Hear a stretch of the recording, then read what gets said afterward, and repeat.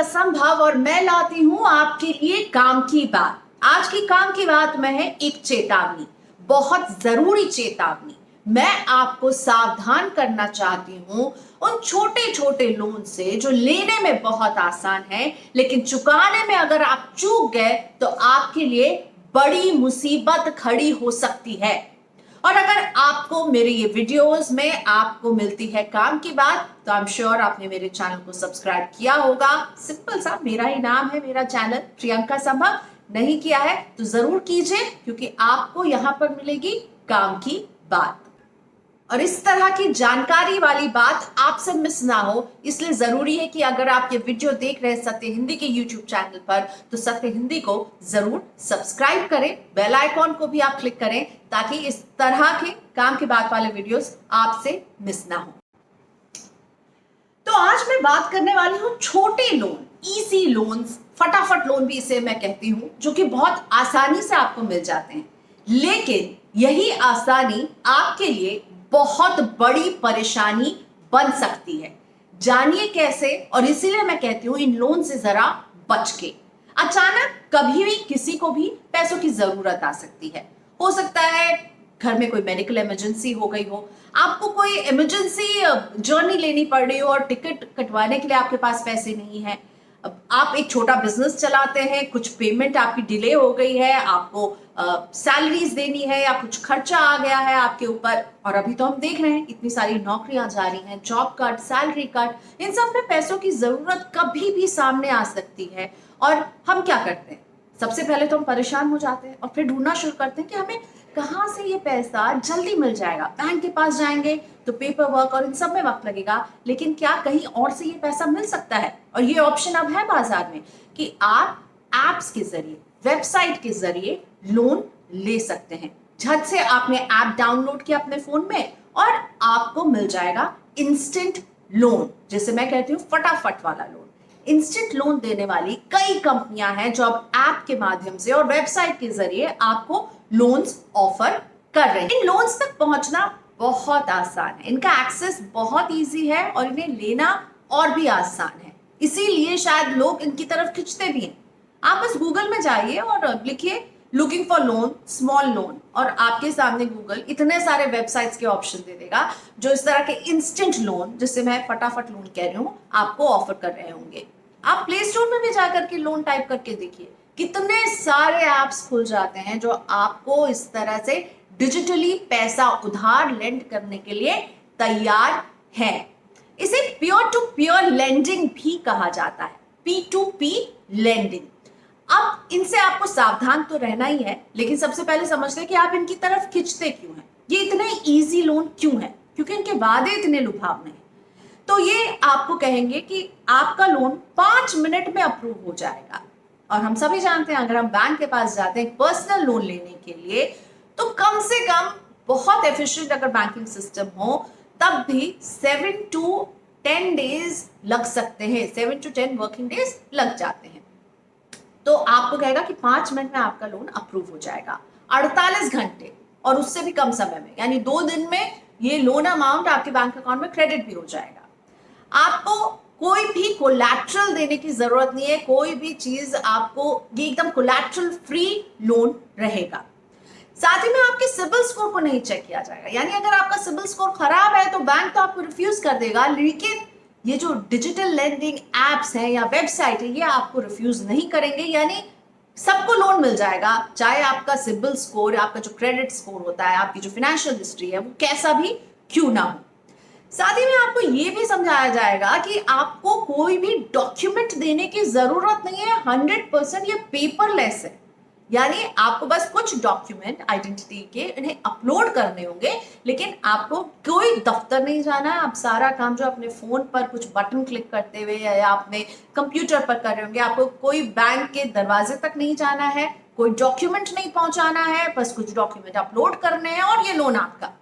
कुछ तो ऐसे भी दिखे मुझे जो ये कह रहे थे कि आप जाकर के किसी भी ऑनलाइन शॉपिंग वेबसाइट पर जाकर शॉपिंग कीजिए और फिर हम उसे अदा कर देंगे आपके लिए, और आप फिर हमें, यानी आप उधार में शॉपिंग भी कर सकते हैं। केवल जरूरत इमरजेंसी यूज के लिए नहीं, आप अपनी शॉपिंग के शौक को भी पूरा कर सकते हैं इन लोन्स के जरिए। और ये इतने आसान दिखते हैं, आपको लगता है छोटी सी कीमत है, अदा कर देंगे, फिनिश हो जाएगा लोन, अभी ले लेते हैं, अभी ये शौक पूरा कर लेते हैं या ये बहुत जरूरी काम है इसे पूरा कर लेते हैं।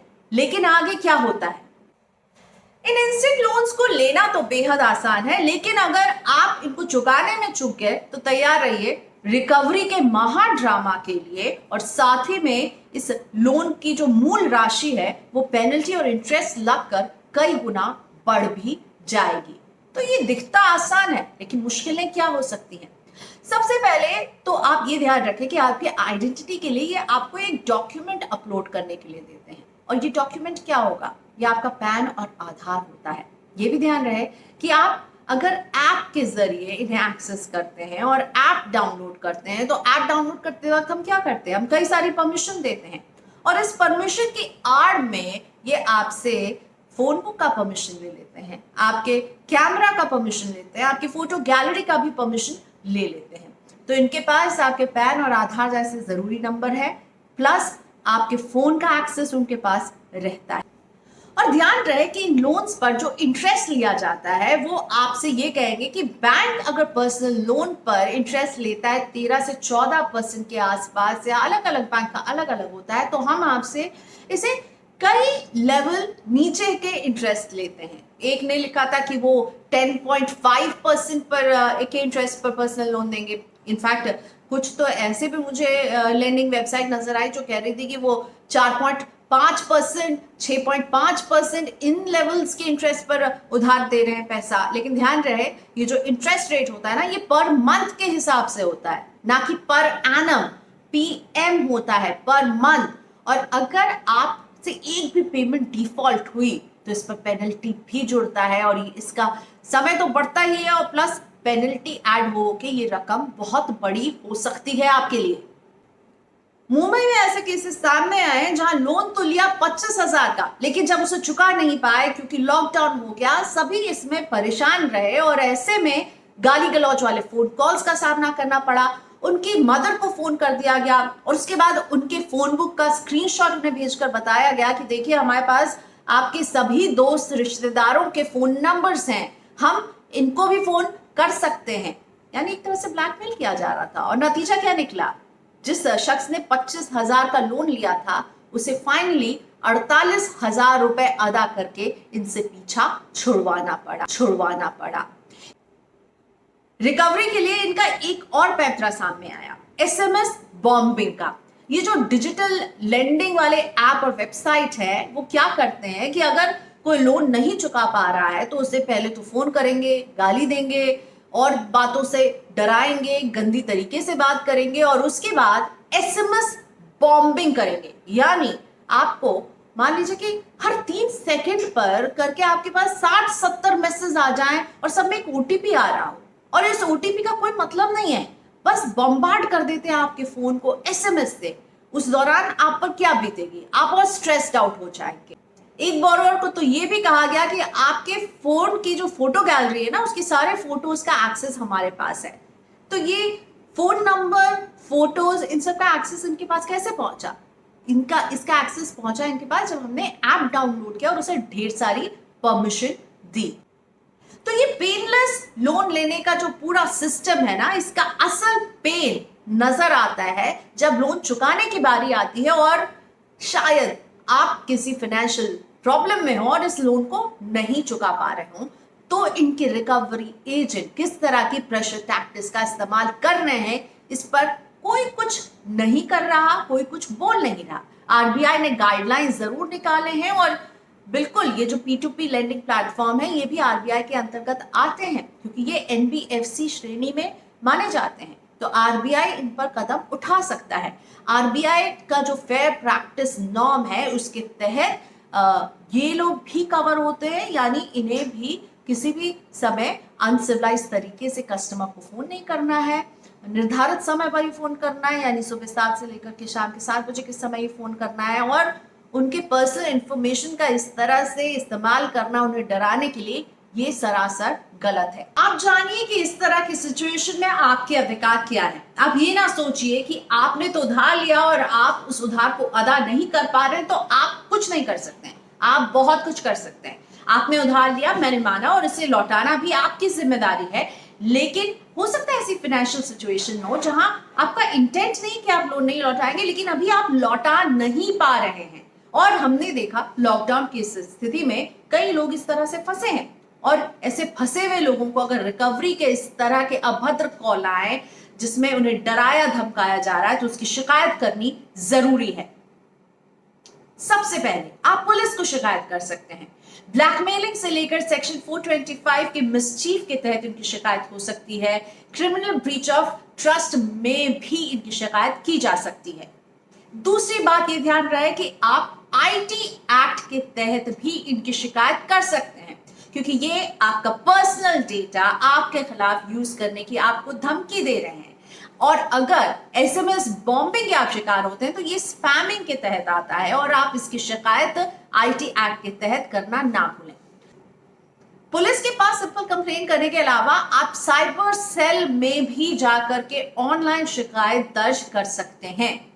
और चौथी जगह जहां आप शिकायत कर सकते हैं वो है रिजर्व बैंक ऑफ इंडिया, क्योंकि P2P लेंडिंग या इस तरह की डिजिटल प्लेटफॉर्म पर लेंडिंग ये एनबीएफसी के अंतर्गत आता है, और NBFC non banking financial institution की शिकायतें आरबीआई को की जाती हैं। तो आप आरबीआई में जाकर उनके ग्रीवांस सिस्टम में अपनी कंप्लेन ऑनलाइन दर्ज करवा सकते हैं। उनके ग्रीवांस ऑफिसर से आप संपर्क कर सकते हैं।